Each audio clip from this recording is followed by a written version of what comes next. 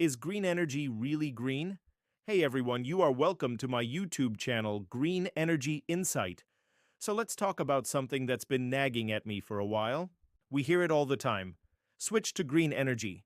Save the planet. But lately, I've been asking myself, is green energy actually green? I used to think it was like this pure, clean thing without any drawbacks. But the more I dug into it, the more I realized things are a bit more complicated.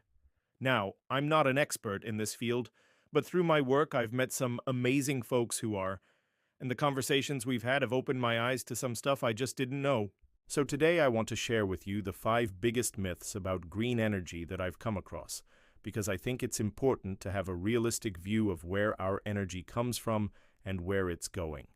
And who knows, maybe we can all learn a thing or two along the way. So grab a cup of tea, settle in, and let's get started. Here's the first myth. Green energy has zero impact on the environment. I used to believe this, but the truth? Nothing is completely impact-free. Making solar panels, you need silicon, silver, and lithium, all of which have to be mined. Wind turbines? Same story in steel, concrete, rare earth magnets. And yes, manufacturing these components produces emissions. But here's where things get interesting. Over their lifetime, these energy sources still produce way fewer emissions than coal or gas. So they're not perfect, but they're a huge step forward. It's like trading in your old gas guzzler for a hybrid car. It's not a leap from combustion to a fully electric vehicle, but it's a step in the right direction. Also, mining and manufacturing aren't the only impacts. You also got to consider transportation, installation, maintenance, and at the end of their life, decommissioning and disposal. All of these factors have to be considered. But again, the overall picture shows renewables are much cleaner than fossil fuels. And the best part, as technology improves and recycling becomes easier, the emissions associated with producing green energy are only going to get smaller and smaller. All right, moving on. Another myth. Green energy is too expensive. There's no way I can afford it. I hear this one all the time, and I totally understand where it comes from. For individuals, going solar or switching to an eco-friendly energy plan might seem like a pricey investment up front. But let me tell you, the costs are dropping faster than you can say green energy. In fact, in many places, solar panels are cheaper than ever, and when you factor in the long-term savings on your energy bills and the potential increase in your home's value, it starts to make a lot of sense. Plus, with government incentives and tax credits, going green can be a lot more affordable than you think. Here's the thing. Yes, there's an initial investment, but the payoff is worth it. Think about it like this. Would you rather pay a few $1,000s up front to install solar panels and save thousands more on energy bills over the next decade, or would you rather keep paying your high energy bills month after month without any of those extra costs?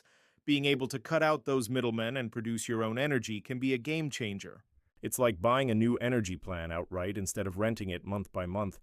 Plus, with the amount of innovation happening in the green energy space, who knows what kind of game-changing breakthroughs are just around the corner. So yeah, green energy is an investment, but it's one that will pay off in the long run. All right, let's tackle another myth. Building green energy projects destroy natural habitats. It's just not worth it if it means cutting down trees or impacting wildlife. Now I can see why some folks think this. When you look at massive wind farms or solar arrays taking up tons of space, it's easy to worry about the impact on local ecosystems. But here's the thing, renewable energy projects can definitely disrupt habitats if they're not planned and executed properly. But that doesn't mean they have to. In fact, when done right, they can actually benefit wildlife and the environment. Take solar farms, for example. The land underneath them is often still usable for grazing or farming, so they don't have to be an all-or-nothing proposition. And because solar panels don't require regular maintenance, they can actually help preserve natural habitats instead of disrupting them. Wind turbines, on the other hand, can be designed to minimize their impact on birds and bats by considering things like their location and height. Plus, advancements in technology are constantly making them safer for wildlife. It's all about finding the balance between harnessing renewable energy and protecting the environment. But remember, it's not just about the energy project itself, it's also about what it replaces. When we switch from fossil fuels to renewables, we're also reducing pollution and creating healthier habitats for plants and animals alike. And here's one that always comes up. Green energy is unreliable. What happens when the sun stops shining or the wind stops blowing? I hear you. Our energy needs are constant and predictable, so it makes sense to wonder how we can rely on something as fickle as the weather. But here's where things get interesting. First off, advancements in technology are making renewables more reliable than ever. Smart grids, for example, can distribute energy more efficiently, helping us balance supply and demand. Plus, innovations in battery storage are making it easier than ever to store excess energy for cloudy days or windless nights. Remember those big solar panels you saw earlier? They can often be paired with battery storage systems, meaning you can generate electricity during the day and use it even when the sun goes down. As for wind, new designs and construction techniques are making turbines more durable and efficient, meaning they can keep spinning even in less than ideal conditions. Not only that, but wind and solar energy are actually more complementary than you might think. When one source is down, the other might be up, meaning we can create a balanced energy system that's always producing power. Plus, let's not forget about hydropower and natural gas, which are also important parts of a diversified energy portfolio. So while it's true that energy production fluctuates, we can mitigate these challenges through smart planning and technological advancements. It's not just about embracing renewable energy, it's about building a better, more sustainable future. And finally, let's address the elephant in the room. Green energy is made in unethical or environmentally unfriendly ways. It's just not worth it if it means exploiting workers or damaging ecosystems. And I totally get where this concern comes from. Manufacturing anything on a large scale can raise ethical and environmental questions. But here's the thing, green energy is no different. In fact, it's already happening whether we like it or not. Most solar panels are produced in countries like China, which have lax environmental regulations and human rights standards. But does that mean we should reject solar energy? Absolutely not. It means we should push for change, demand better working conditions and stricter environmental standards.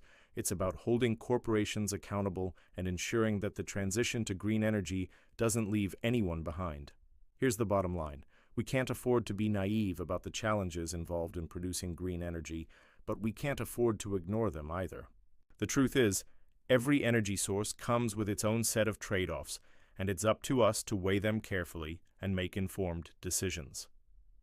My personal view is that the benefits of green energy outweigh the drawbacks, especially when we consider the devastating impact of climate change. But ultimately, it's up to each of us to decide what we're willing to accept and what we're not.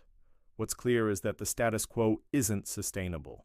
We need to take action now if we want a brighter future for ourselves and for generations to come. So how can you make a difference? Well, here are a few ideas. First, educate yourself. The more you know about green energy, the better equipped you'll be to make informed decisions. Support companies that prioritize ethical and sustainable practices. Ask questions and hold corporations accountable for their actions.